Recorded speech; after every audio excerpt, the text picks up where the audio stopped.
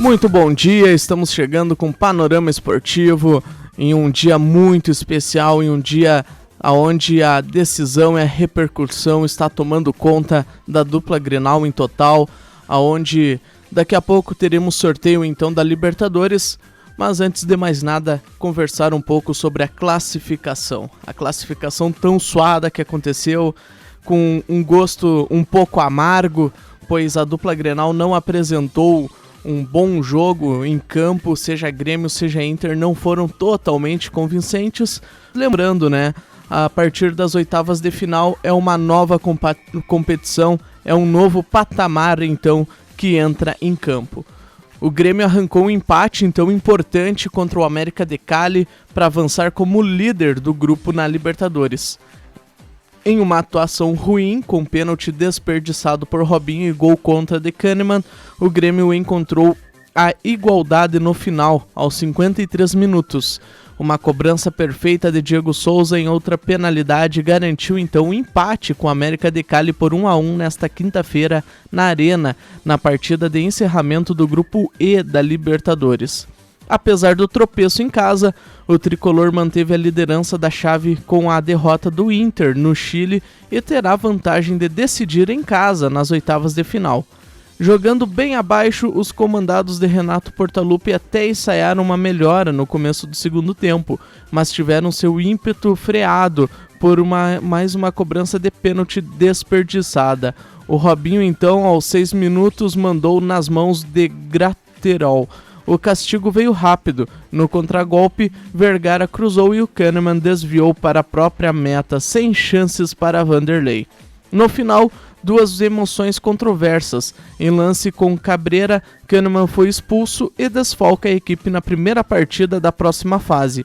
No entanto, aos 53 minutos, Velasco colocou a mão na bola dentro da área. O juiz assinalou o pênalti. Diego Souza, de uma forma um tanto quanto estranha e cultural, bateu o pênalti com perfeição e empatou o jogo. O Grêmio foi a campo com Vanderlei, Vitor Cuesta, Jeromel, Kahneman, Diego Barbosa, Lucas Silva para a entrada de Isaac, Maicon para a entrada de Everton, Robinho para a entrada de Tassiano, Orejuela para a entrada de Luiz Fernando, PP para a entrada de Ferreira e Diego Souza, técnico Renato Portaluppi. Nós tivemos também aí o Internacional entrando em campo, o Inter que enfrentou então a equipe chilena, precisava do resultado, precisava vencer para garantir aí a sua classificação em primeiro lugar, era o que a equipe porto-alegrense buscava, mas no entanto não ocorreu.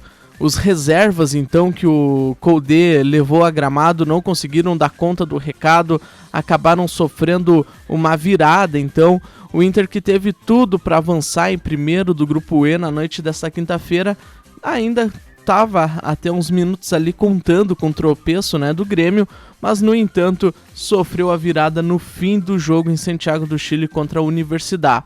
De pênalti, D'Alessandro abriu o placar para o Inter, no entanto, 2 minutos depois, Zampedri se aproveitou de falha de Musto para empatar o jogo. E foi o próprio Zampedri, no fim do jogo, que definiu o placar para os chilenos de bicicleta. Com o resultado, o Inter está nas oitavas de final da Libertadores, avança na segunda posição.